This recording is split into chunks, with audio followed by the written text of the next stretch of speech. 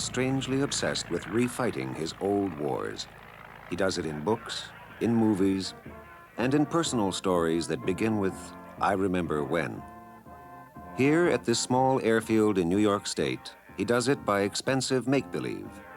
Big boys with big toys, reconstructing the legend and romance, but never the reality. Their replicas are precise. Their understanding of what it was all about is not. Fantasy is more fun than fact.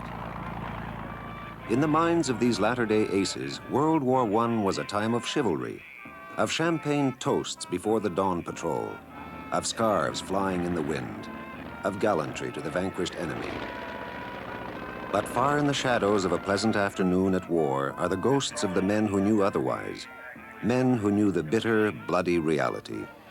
The rules of their game were the will to live and the ability to kill.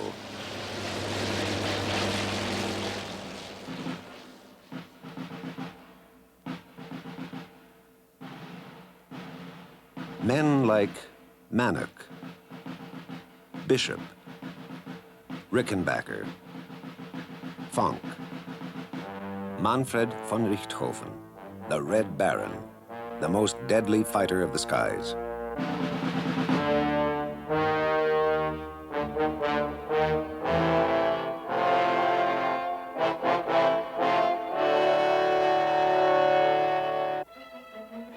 The First Great War burst across a continent shackled by social and military conventions. And to the generals, the strange new airborne devices were sometimes sporting, occasionally useful, and most often a nuisance. Aviation is good sport, but for the army it is useless, General Foch told Frenchmen on the eve of war. And in Britain, military pilots were those who had paid for their own flying lessons. It was never planned that the plane should be used as an instrument of attack. The first military flights were made not with bombs, but with observation cameras, which fitted them perfectly into the role in which they had been cast by the generals. But the pilots had a different conception, and 2 weeks after the war began, a German pilot reached over the side of his plane and dropped tiny bombs on a suburb of Paris. Warfare was being carried into the air for the first time. At first, it was simply those in the air against those on the ground. But inevitably, aerial greetings turned to crude forms of attack. At first, it was pistols. Then bombs were hurled by men bored with the task of reconnaissance. Soon, machine guns were hoisted awkwardly aloft by men who occasionally shot off their own propellers. It became a deadly game developed almost by accident. And it came not from the planners and strategists on the sidelines, but from the men who saw themselves as players in a fatal yet exciting contest. You see, the whole thing, as far as we were all concerned, it was an adventure. We were just there for the fun of it. And we were young, and the idea of flying airplanes and shooting from them and so on was a great adventure. My aircraft, when I first arrived out in France, I flew a B-2E, and it was equipped with a machine gun firing at an angle of 45 degrees in order to avoid hitting the air screw. Not a very effective weapon, as you might well imagine. Yet, in its own crude fashion, deadly. On October 5th, 1914, a German two-seater becomes history's first victim of aerial combat, shot down by an aircraft mechanic in the back seat of a French biplane. Gradually, the gun and the plane are merging into a single weapon. In 1915, a French pilot, Roland Garros, mounts a machine gun on the front of his plane and fires directly into his own propeller. To this propeller, he has fastened protective steel plates which deflect those bullets which strike it, while allowing the others to pass through and onto their targets, which in the first 18 days of operation included 4 German planes that perished. Yet soon the metal protectors gave way, and Garros shot himself down behind enemy lines. The Germans took the wreckage of his plane to Berlin, where it was turned over to a young Dutch designer, Anthony Fokker, 24 years old. Fokker decided that what was needed was merely a gear that would synchronize the propeller and the gunfire. And so, June 1915, was the birth of a new and powerful form of weaponry, the fighter plane.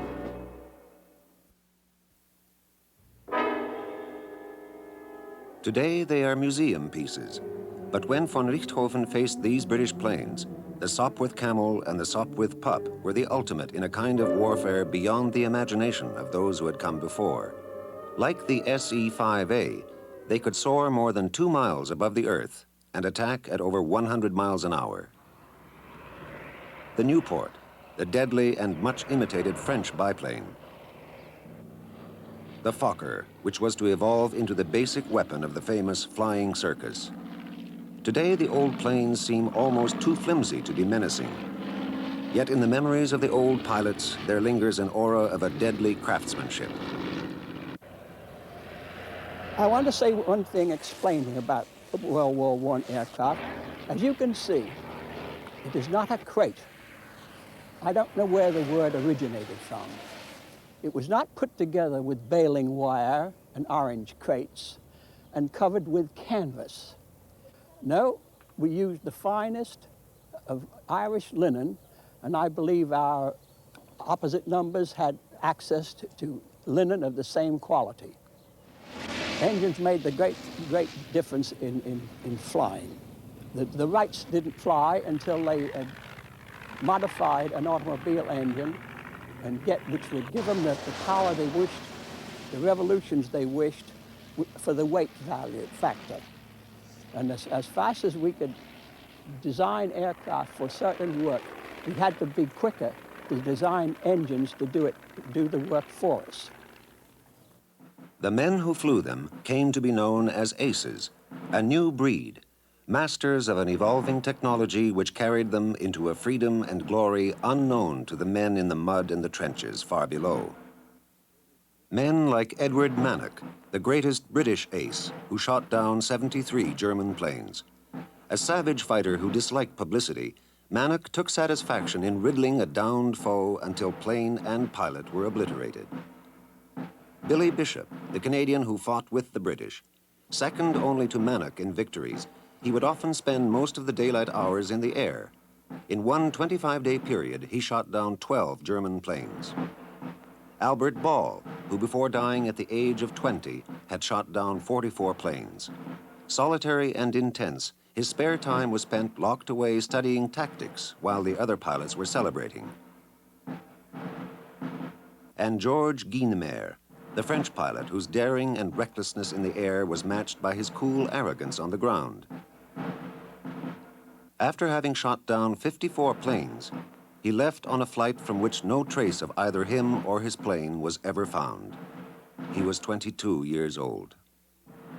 Of the Americans, Captain Eddie Rickenbacker was the highest scoring.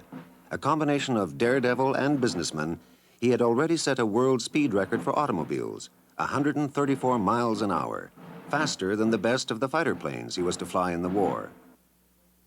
And Raoul Louberry, the French-born American pilot who was driven by a compulsive need for adventure. After drifting around the world, Louberry became a superb combat pilot. He died jumping from his flaming plane shortly before it plunged to earth. And Frank Luke, the flamboyant pilot from Arizona who spurned discipline and became a cowboy of the skies. He too died pursuing his greatest passion, turning the huge German balloons into airborne infernos. For all the aces, death was the only measuring stick. Manfred von Richthofen, 2 decades before he was to become the most deadly fighter of the skies, with 80 planes to his credit. The Red Baron, a withdrawn Prussian aristocrat who forgets his private life to devote himself totally to his one obsession, flying. Even his friends could never fully unravel the complexities of the often solitary and brooding war hero. Born into the opulence of a country estate, Manfred von Richthofen grew up in a fading era of the lesser nobility. Manfred and his 2 younger brothers were part of a tradition that combined both leisure and the military. His father had suffered injuries in the cavalry, retired, married into money, and settled back to raise his sons. As a boy, Manfred was an indifferent student, preferring horseback riding to his books. At the age of 9, he discovered guns. and with them came the first passion of his life, hunting. Until he was sent away to military school, Manfred would spend hours alone on the family estate hunting small game. It was perhaps the only hint of the life that lay before him. For he hated the routine and the discipline of a cadet away from home. And when war came, it was only natural that he should serve in the cavalry, where he saw action in Poland and came under fire in France. Yet within months, von Richthofen had realized the obvious. The cavalry now belonged to history, and its glory had passed to a newer breed of warrior. And so, in the summer of 1915, Manfred first went aloft, not as a pilot, but as an observer, a position he held until meeting the man who became his idol, Oswald Bulke, the 24-year-old pilot who already was one of the great German heroes of the war. Bulke was a superb leader, a daring fighter, and perhaps the best tactical innovator of the air war. In 1916, he set about forming a new and elite group, Jasta II, which in German means the Hunters. He was free to choose from among the best of Germany's pilots, and among those chosen was an eager young pilot who had crashed on his first solo flight and repeatedly failed his pilot's test, Manfred von Richthofen. Bulke relentlessly drove and inspired his pupils. Into the chaotic skies of the air war, he brought a set of rules that came to be known as Bulke's Dicta. For months, the rules were driven home, and Jasta II received a training far superior to that of their opponents. The British approach was much more casual, as Archie Whitehouse remembers. I had been for a number of months in the trenches with the British Army. After a few months of that, I realized there was no future on the ground. And on one day, I saw a dog fight in which a small Sopwith pup, like this behind me, destroyed an enemy albatross, which fell not very far from where I was standing. That was the turning point of my whole life.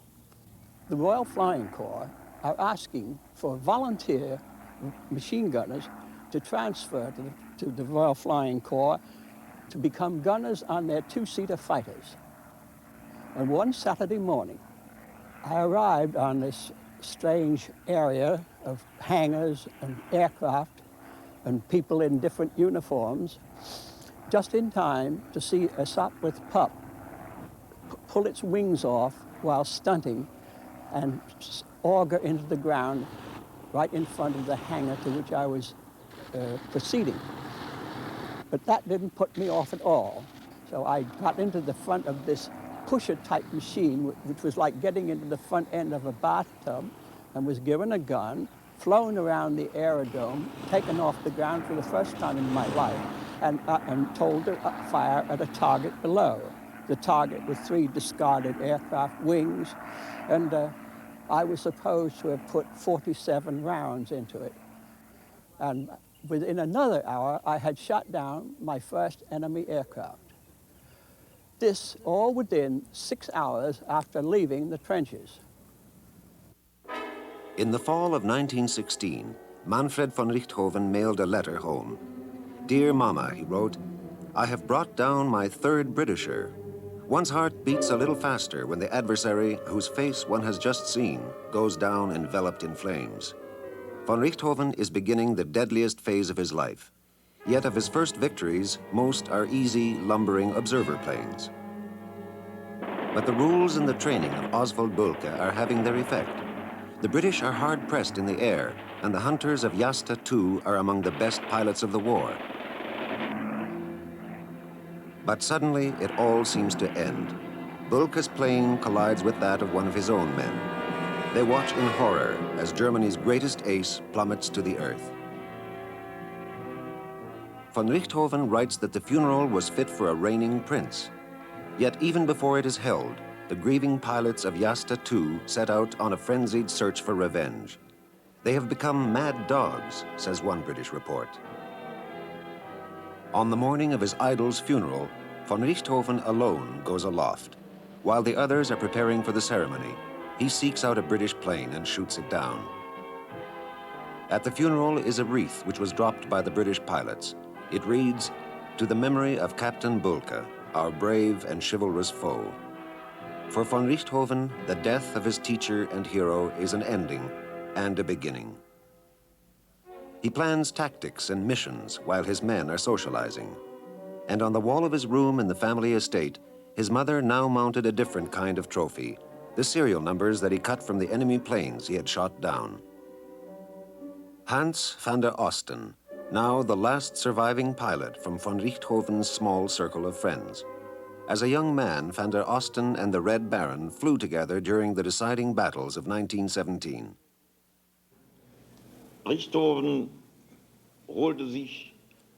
Richthofen cut chevrons out of the aircraft he downed, at the beginning for confirmation purposes only, so he would be credited with that victory.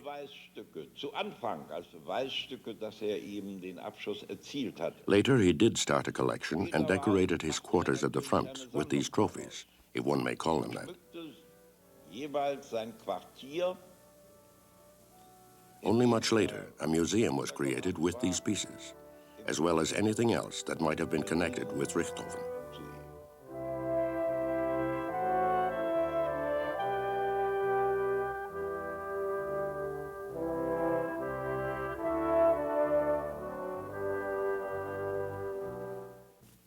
Yet behind the thin veil of chivalry, there was the face of death, and the serial hunters of all nations stripped their fallen prey bare.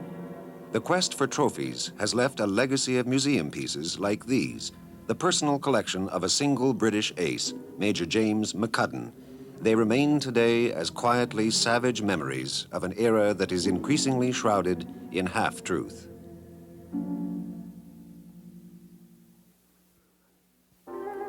In the winter of 1916, Manfred von Richthofen carries on after the death of his famous teacher.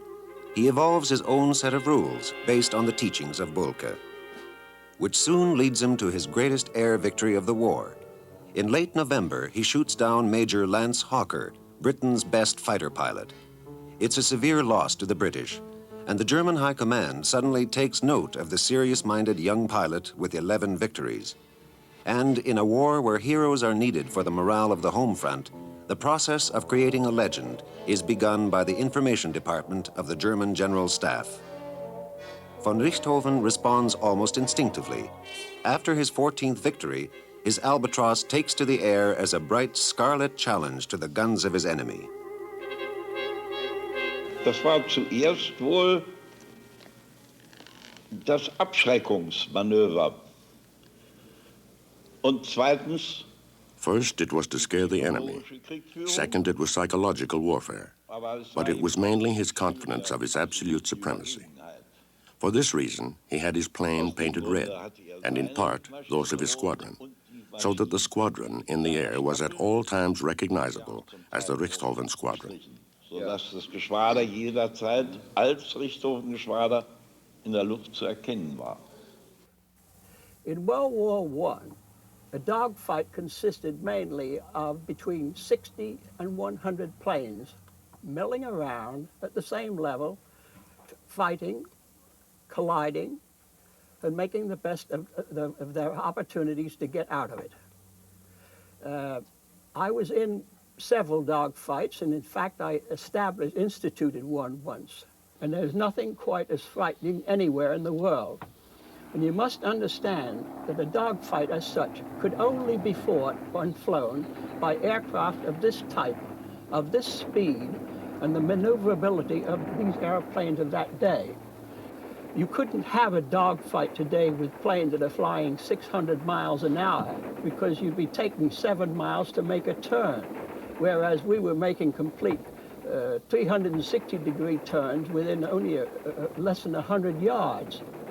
But a dogfight is exactly that. It's a madman's night out.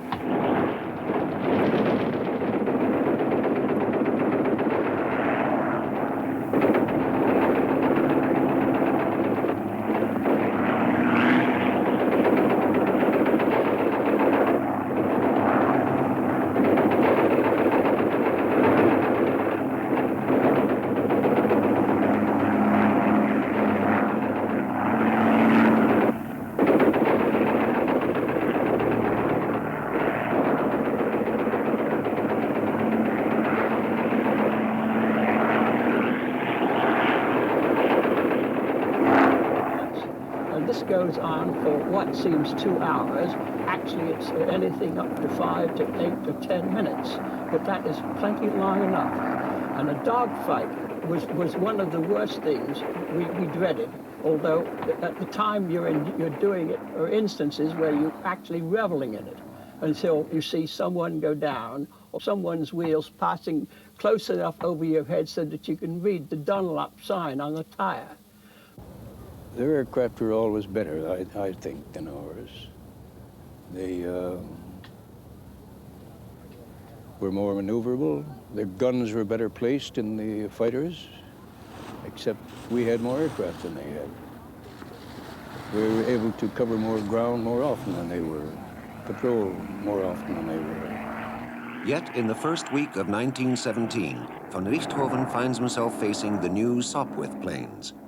They are disturbingly different, faster and even more maneuverable than his own Albatross.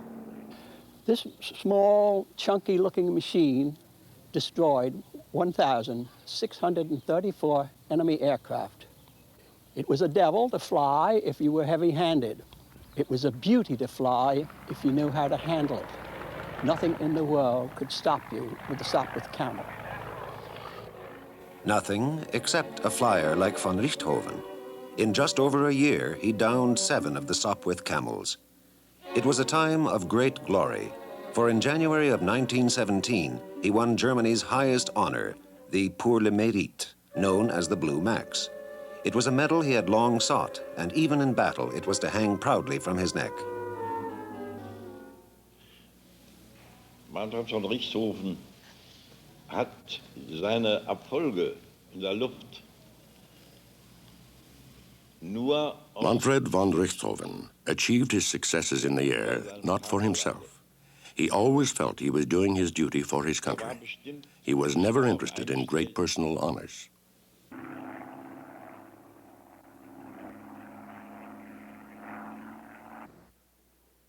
Near the battlefield of Vimy Ridge at Douai, von Richthofen takes over his first command, Jasta II.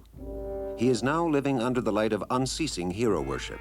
His name and his image become part of the German public domain. But von Richthofen begins to withdraw.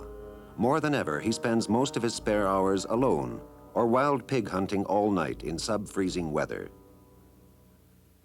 He trains his pilots just as he had once been trained by Bulke, men like the partially crippled Schaefer, a hunter like von Richthofen, and the frail Kurt Wolf, whose recklessness was matched by his skill in the air. And Karl Almenröder, who also had idolized Oswald Bulke, and now, like Schaefer and Wolf, was to win fame under von Richthofen. Yet perhaps the best pilot of all the pupils was Lothar von Richthofen, who was trained under the protective eye of his more serious-minded older brother. They were a study in opposites, and at a time when Manfred was retreating further into his solitary nature, Lothar was showing the full force of his youthful exuberance. A friend once remarked, "Lothar treats war as a cosmic joke." April 1917, Bloody April as it came to be known. Even though Britain was developing better planes, most of the Royal Flying Corps was still equipped with antiquated BE-2s. It was an aircraft that was hopelessly outclassed by the Germans. For the British, it was the worst month of the year.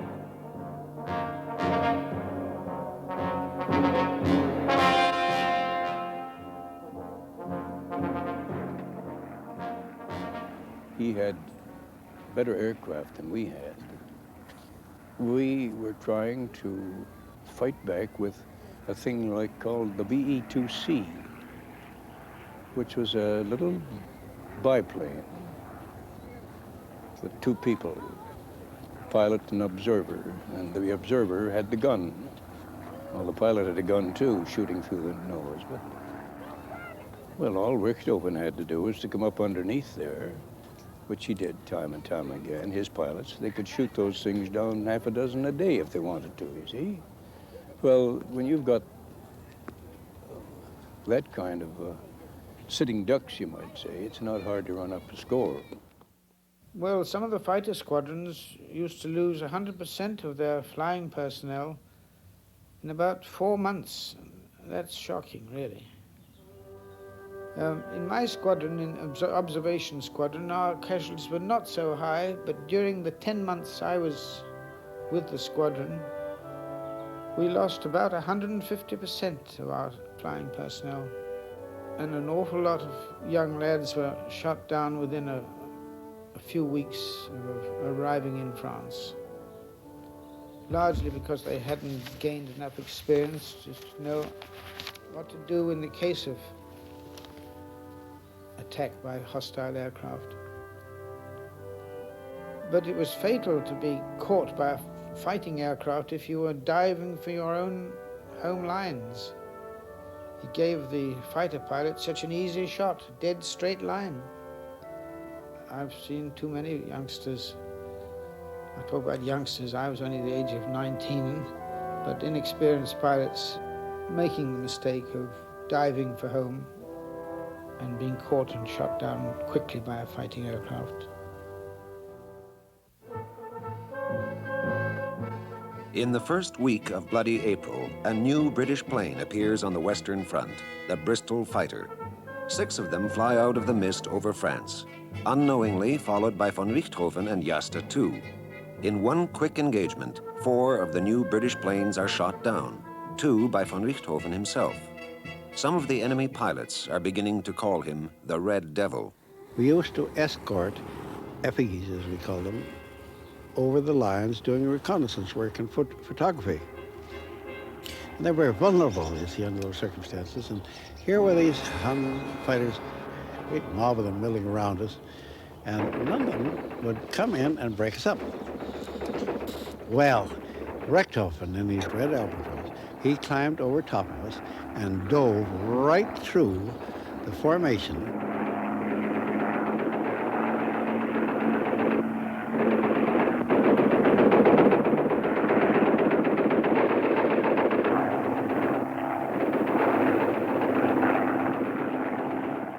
We weren't the panicky type, you see. We let him come in. When we saw him raise his nose into a firing position, each of us circled around and dived on him simultaneously. And we were coming from both sides of the formation, and we very nearly collided. Let me tell you, he turned over on his back and he went spiraling down. And that took a lot of oomph and courage and everything else. Well, I was an observation pilot. That is artillery observation most of my time, all the time. 15 months in France in that. First in the RE8 and then in the Bristol fighter. And you see, there's some misunderstanding on this point. We were not trained as fighters. We were not trained in aerobatics. So that when we got into trouble, we didn't really know how to fly our machines in the best way to allow the observer to use his gun to best advantage. And I'm very sorry to say it, but I think that in many cases when we were attacked, we were subject rather to panic and to do everything we could to get away from the fighters' guns because we were terrified of them. And all through April, von Richthofen continues the terror. He and his men find a blind underside on yet another British plane, the RE-8. And on April 13th, their first encounter, all 6 of the new planes are destroyed by Jasta II. Man kann nicht sagen, dass die Jagdfliegerei One cannot say that air fighting in those days was unfair. Naturally, one looked for the best positions to attack from, but one can't hide in the air, and the red color of our planes gave us away immediately.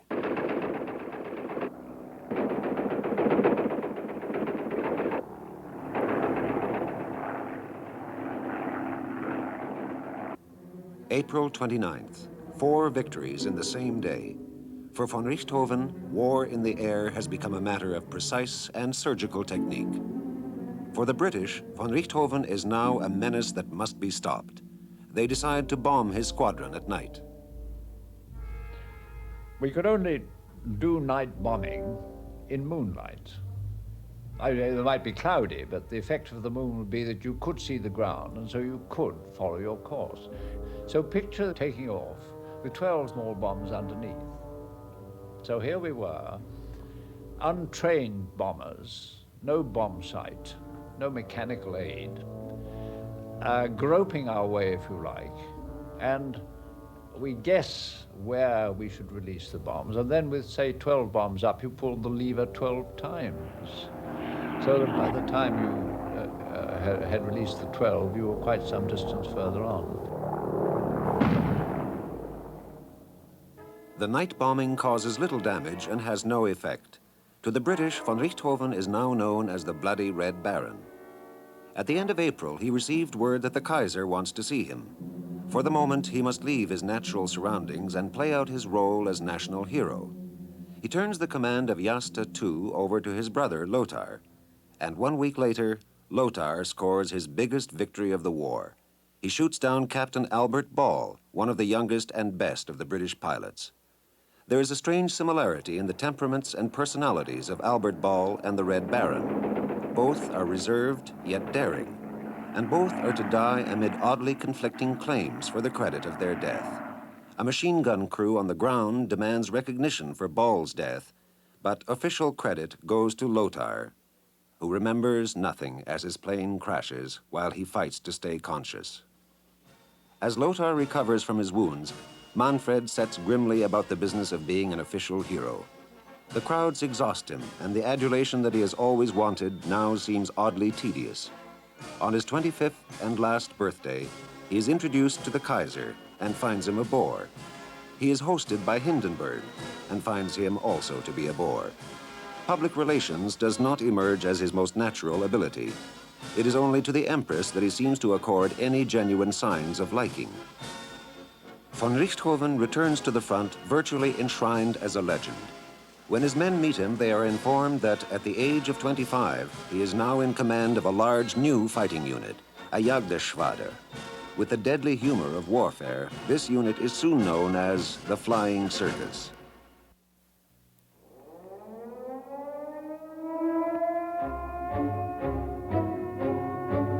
The new Jagdgeschwader, or hunting squadron, is composed of 4 units, each the size of von Richthofen's previous command. Its formation comes at a critical time in the war, and the Flying Circus finds itself being moved from one trouble area to another by a more desperate high command. And when the new German planes designed by Fokker arrived, they are found to be slower than the latest British aircraft. No longer are the German planes the technical masters of the air. Yet the specter of Bulka lingers on, and it is von Richthofen's superbly trained pilots who make the difference.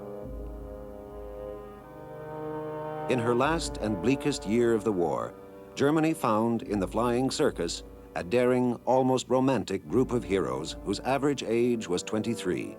Werner Voss, one of von Richthofen's closest friends, was also one of his best pilots.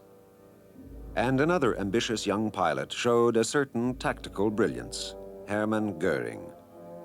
As did Ernst Udet, one of the most flamboyant pilots, who survives to become an air marshal in another war.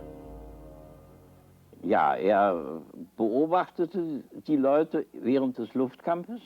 Das war eben, hatte einen unglaublichen... He always watched us in the air, even during a dogfight. He had a fantastic eye for everything that went on around him. I remember one day I landed after a dogfight with an Englishman, and Richthofen came over to me, congratulated me on my victory, but at the same time reprimanded me strongly for making one wrong turn during that engagement. Weil ich abgedreht hatte von meinem Gegner und nicht die Kurve rechts rum, sondern die Kurve links rum gemacht hatte. With outrageously painted planes, the Flying Circus taunted the enemy by their very presence.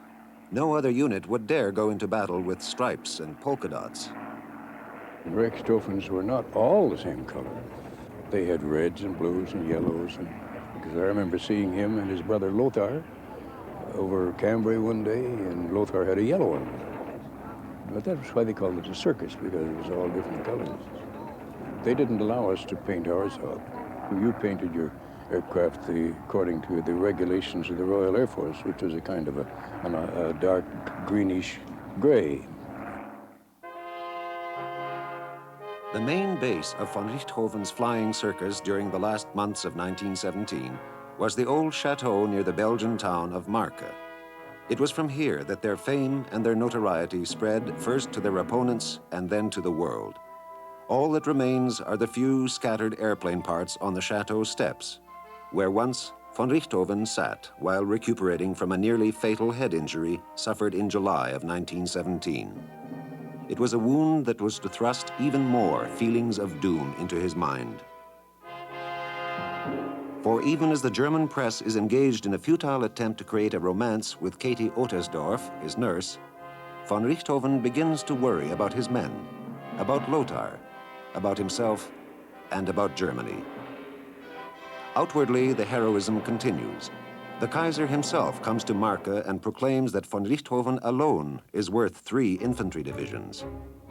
But even that is not enough.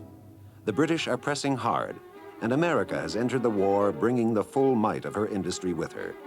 If American cars can be turned out in vast quantities, then so can planes, and the Germans soon begin to lose the battle of the production lines.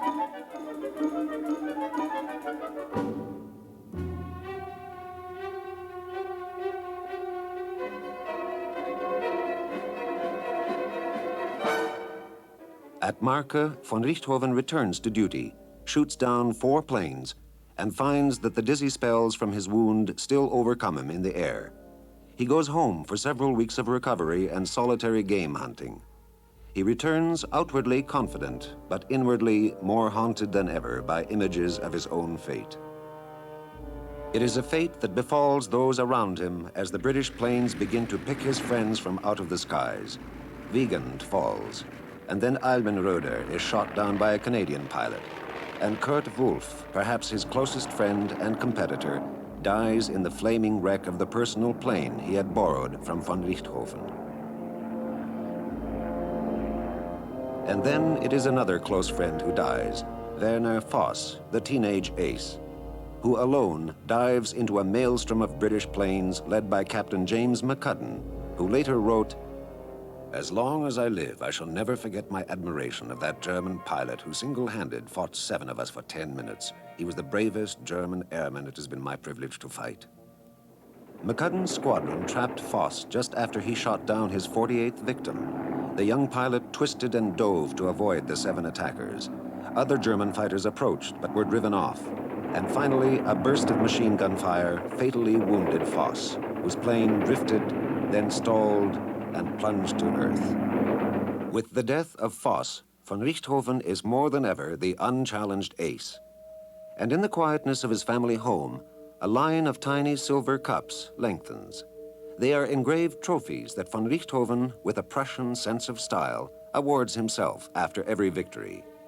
But when his jeweler informs him that there is no more silver in Germany, the line of silver cups stops at 60. But by the end of 1917, von Richthofen is the only survivor of the original squadron formed under Bülke. And even as he regains his old form in the spring, downing 11 planes in 2 weeks, he senses that death is flying ever closer. He gives a note to his adjutant. It reads simply, "Should I not return, Lieutenant Reinhardt shall take over command of the squadron. Manfred von Richthofen." April 1st, 1918, the Royal Air Force is formed. It is not the grandest of debuts. On that day, 10 of the RAF pilots perish, while 38 others survive in the wreckage of their downed planes. Over half are attributable to the Flying Circus, which has just moved to a new airfield known as Kapi, a bleak and rain-swept base that depresses von Richthofen, who soon shoots down Second Lieutenant D.G. Lewis, who walks away from the wreck of his downed plane. Von Richthofen is even more withdrawn at Kapi, spending much of his time alone, revising the dicta of Bülke. He and his men find themselves part of a final, desperate offensive. It began in the mists of dawn on March 21st with a slaughtering roar of German guns that leave bloody shards of men and metal across the Western Front. The British are forced to retreat. Their trenches have become shell holes, and their supply dumps are holocausts. For the Germans, it is a final flicker of false hope.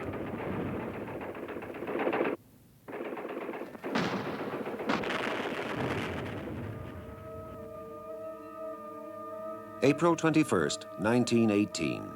The rain ceases and the fog lifts at noon. Von Richthofen prepares to take off while a camera records what are to be the last few hours of his life. Outwardly, he is exuberant, joking with those around him. And yet, he has developed a morbid sense of foreboding because of the fate of his last 10 victims. All 10 have been devoured by flames. And in the lining of his flight suit, he has now secretly sewn 2,000 French francs in case of being shot down. When a mechanic approaches and asks for his autograph, von Richthofen replies, "What's wrong? Don't you think I'll return?"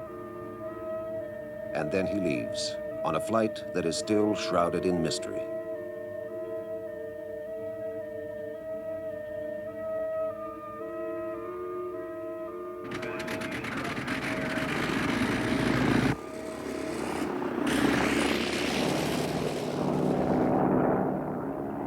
Already in the skies is an RAF squadron led by a Canadian from Toronto, Captain Arthur Brown. Over the River Somme, Brown sees the Germans and dives to intercept them. Instantly, the sky is a kaleidoscope of attacking planes. But one of Brown's novice pilots finds his guns have jammed and breaks to return to base. Suddenly, a red triplane leaves the fight, following the fleeing plane. From above, Brown sees von Richthofen closing in on his unsuspecting pilot, and he too gives chase. Von Richthofen opens fire, and the suddenly terrified novice sends his plane frantically skidding across the sky. He dives to 200 feet, yet still von Richthofen is closing in.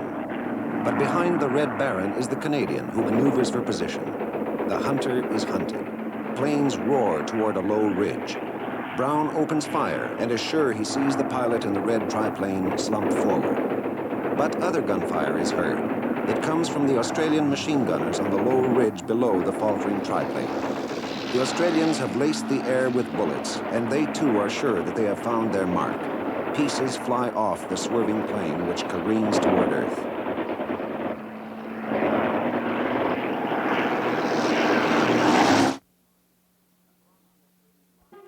Across the Australian lines, the cry goes up.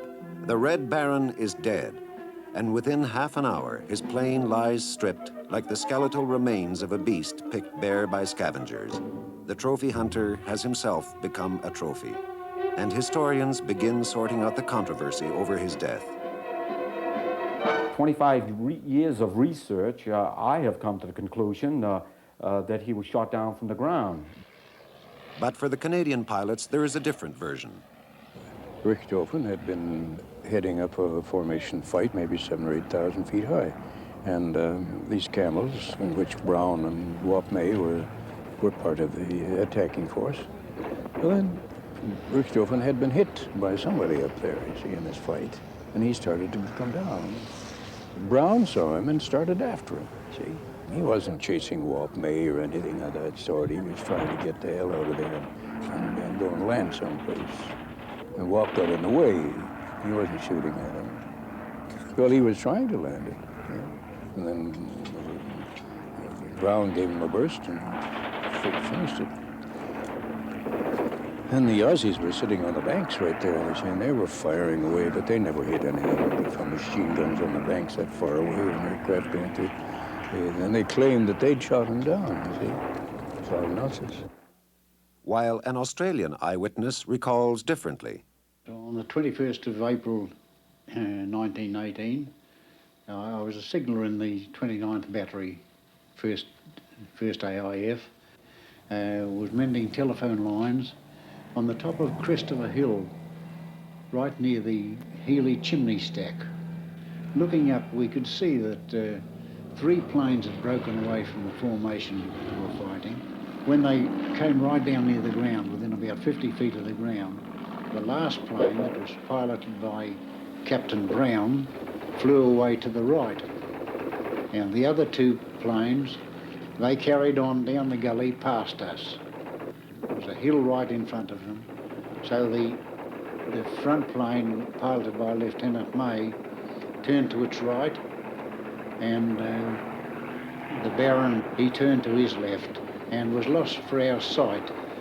In a few seconds he came up on the other side, just skimming the hill, and was going for home. which we would have been home in about another 20 seconds or so. And he was passing us on our right about 300 feet up, and we could see him plainly sitting up in the aeroplane. From where he was, there was no other aeroplane within at least a mile. The fire evidently came from in the vicinity of Vaux-sur-Somme. And now I drew the conclusion that it must have been Australian machine gun fire as our maintaining that line about 7 miles long. And I should think they flew about 4 miles, which would only take 60 to 75 seconds from the time when they left the formation up there until the Baron was crashed. When he was just passing us, we saw his head fall over to the left, and immediately the plane turned to its left and nosedived to the ground. And when it hit the ground, it bounced and about 10 feet in the air and went on another 50 yards. We went up to the plane straight away. We were only really about 100 yards off it.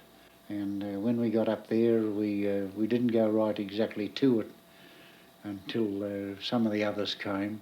And we could see that the pilot was dead. His head was lying back on the cockpit and was definitely dead.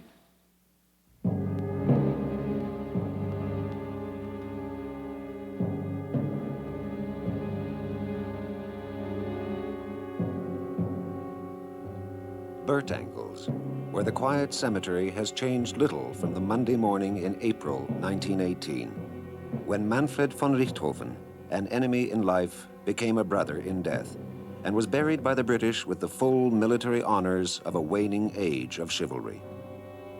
He was identified as the most prominent and famous of all the German fighter pilots. And what else could you do? You'd have to honor that, of course.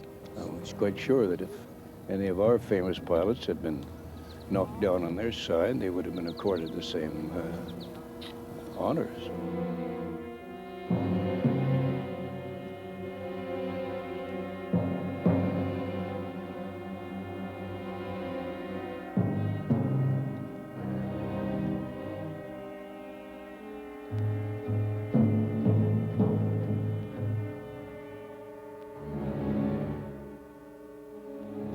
On the evening after the funeral, a British pilot flew over Capi and dropped a small package to the stunned squadron. In it was a photograph of the grave. Die Truppe war natürlich sehr deprimiert, als bekannt wurde, dass Richthofen gefallen war. Aber der Geist.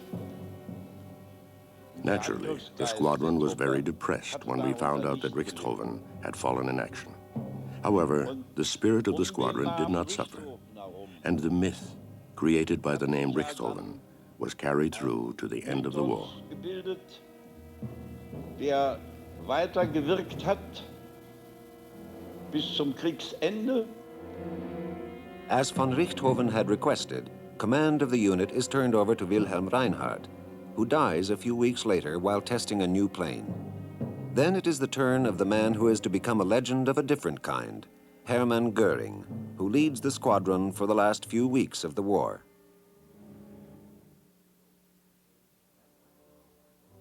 And when it is over, there is the final accounting for von Richthofen's men.